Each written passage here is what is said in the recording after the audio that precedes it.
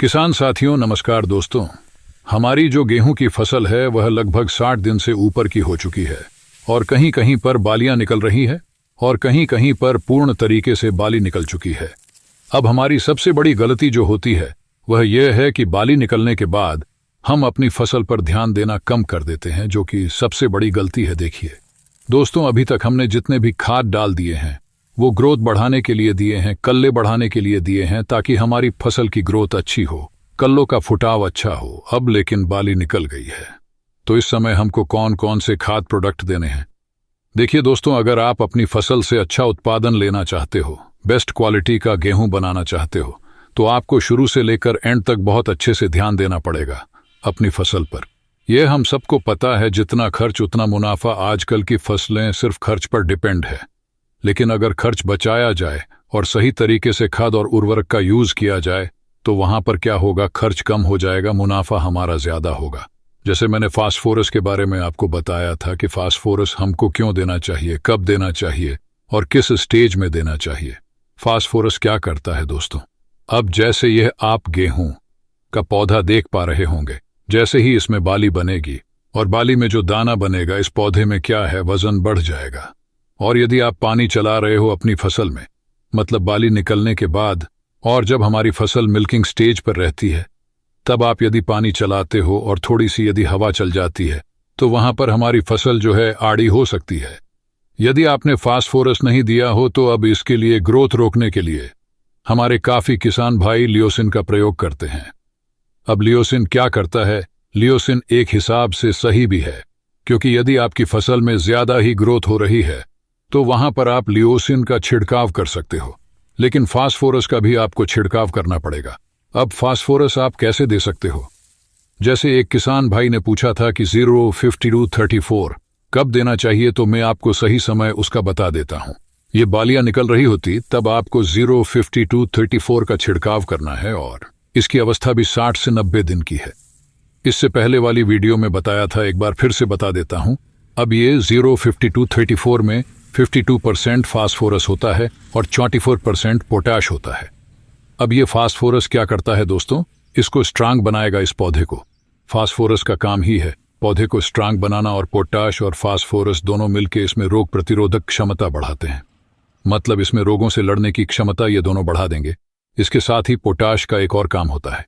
वह क्या होता है, जो हमारा गेहूं का दाना बन रहा है उसकी क्वालिटी बढ़ाना, मतलब चमक बढ़ाना।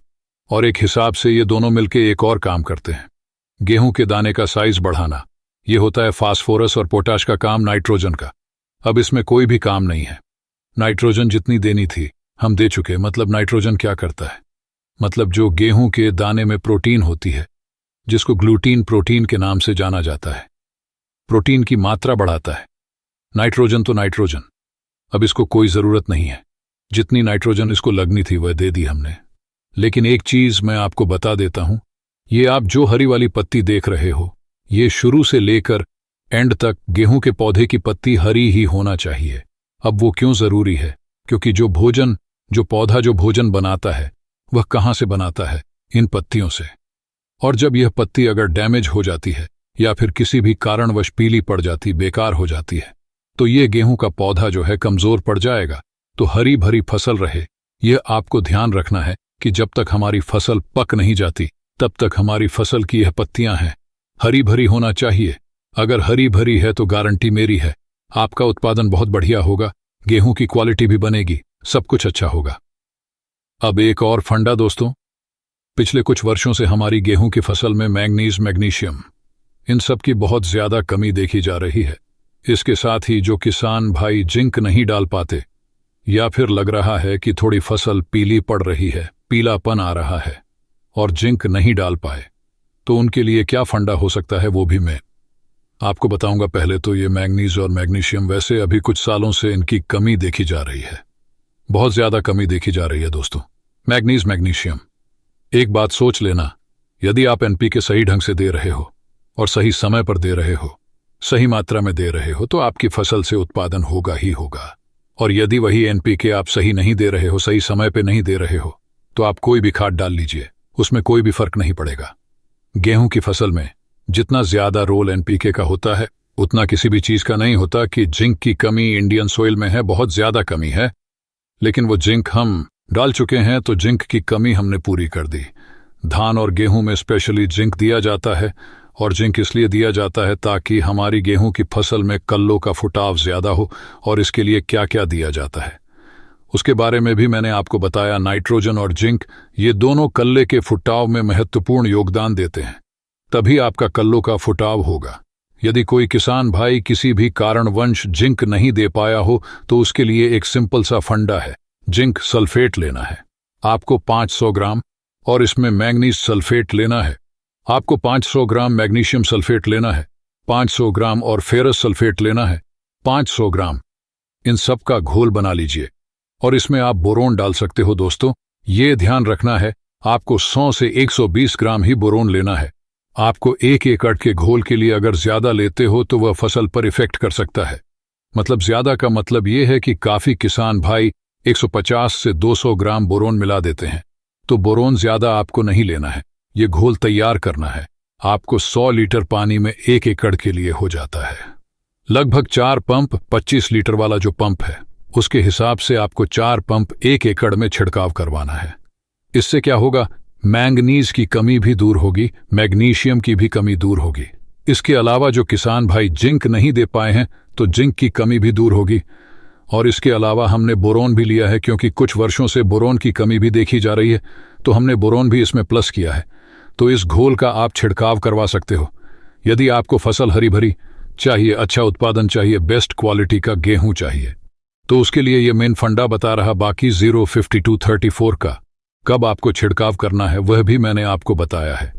इसके अलावा अब कुछ किसान भाई बोल रहे थे 0050 का छिड़काव कब कर सकते हैं सर, क्या हम बालियां निकलने के बाद 0050 का छिड़काव कर सकते हैं, ऐसे मेरे पास कमेंट आए थे। तो देखिए दोस्तों, 0050 और 05234 इन दोनों में डिफरेंस समझ लीजिए। जब हमारी गेहूं की फसल में बालियां निकल जाती है और बालियों में दाना भराव वाली स्टेज पर हमारी गेहूं की फसल रहती है, उस स्टेज पे आपको 0050 का छिड़काव करना है। अब इसमें 50% जो है पोटाश रहता है, तो पोटाश क्या करता है वह भी मैंने आपको बताया। ये दाने की क्वालिटी को सुधार करता है, मतलब दाने में जो चमक होती है, उसमें जो साइज होता है, उसको उसका सुधार करता है। आप कभी देखे हो जो खाने वाली वैरायटी रहती है उसमें बहुत अच्छी चमक होती है और बहुत मोटा दाना उसका बनता है। यदि आपने सही समय पे फास्फोरस और पोटाश देते हो तो इन दोनों का यही काम होता है कि दाने का साइज बढ़ाना और दाने की क्वालिटी बनाना, फास्फोरस और पोटाश का। यदि आप गेहूं की फसल से अच्छा मुनाफा चाहते हो, बेस्ट क्वालिटी का गेहूं बनाना चाहते हो, मार्केट में बेचना चाहते हो, तो उसके लिए आपको फास्फोरस और पोटाश का फंडा समझना पड़ेगा और इसको समय समय पर देना पड़ेगा। यदि आप सोसाइटी या कोऑपरेटिव संस्थाओं में गेहूं तुलते हो, मतलब जैसे मालवा की कुछ वैरायटी है जिनको मजबूरन तुलना ही पड़ता है, मतलब जो समर्थन मूल्य है थोड़ी सैफ्स और इस बार का है, तो उस पर यदि आप लवाते हो तो आपको क्वालिटी का कोई फर्क नहीं पड़ेगा। उसमें क्वालिटी नहीं देखी जाती, आप कैसा भी गेहूं ले जाओ, मतलब क्वालिटी देख के नहीं लेते कि कितनी चमक है इसमें, कितनी क्या है। लेकिन आप एक अच्छा रेट गेहूं की फसल से लेना चाहते हो तो उसमें आपको क्वालिटी बनाना ही पड़ेगा। इसके अलावा दोस्तों, आपकी फसल यदि 60 दिन से नीचे की है, आपने दूसरा पानी अभी लगाया है, मतलब टिलरिंग काफी जगह पे गेहूं की लेट बवाई होती है, तो वहां पर क्या है, पानी जो है लेट लेट हमारे किसान भाई चलाते हैं। मतलब कुछ जगह पर तो अभी ये कंडीशन है कि अभी फसल 45 दिन की है या 50 दिन की है, तो वहां पे जिंक वाला फंडा जो मैंने बताया था आपको, जिंक सल्फेट छूने का पानी, इसके अलावा फेरस सल्फेट और इसके अलावा यूरिया, इन सब का घोल बनाना है। छूने का पानी 500 ग्राम या यानी आधा लीटर आपको लेना है। इस घोल का छिड़काव आपको करना है। अब इसमें जिंक भी प्लस हो गया और यूरिया यानी नाइट्रोजन भी प्लस हो गई। ये कल्ले के फुटाव में बहुत ज्यादा इंपॉर्टेंट है। ये गोल, इसका रिजल्ट भी 100% मिलता है। ये मतलब मैं खुद यूज करता हूं। देखिए दोस्तों, मैं जो आपको चीजें बता रहा हूं जो मैं खुद यूज करता हूं और कुछ सालों से यूज कर रहा हूं, जिनका मेरे को खुद रिजल्ट मिलता है, अच्छा रिजल्ट मिलता है, वही चीजें मैं आपको बताता हूं। बाकी आपको फंडा क्लियर हो गया होगा कि यदि बालियां निकल रही है, बालिया के बाद आपको कौन सा छिड़काव करना है वह भी आपको समझ में आ गया होगा। और यदि आपकी फसल 60 दिन से नीचे की है, वो भी आपको फंडा क्लियर हो गया होगा। तो आई होप दोस्तों आपको मेरे द्वारा दी गई जानकारी समझ आई होगी। और वीडियो भी पसंद आई होगी। और अगर वीडियो पसंद आई हो तो एक लाइक। और जो किसान भाई इस चैनल पर पहली बार आए हैं, अभी तक चैनल को सब्सक्राइब नहीं किया है, तो सबसे पहला काम चैनल को सब्सक्राइब कर लीजिए। साइड में जो घंटा है बेल आइकन, उसको भी दबा ले ताकि गेहूं से रिलेटेड जानकारी आपको समय समय पे और तुरंत मिल सके। तो आज के लिए इतना ही काफी है दोस्तों। मिलते हैं नेक्स्ट वीडियो में नेक्स्ट टॉपिक के साथ। तब तक के लिए tata, bye bye, take care. जय राम जी।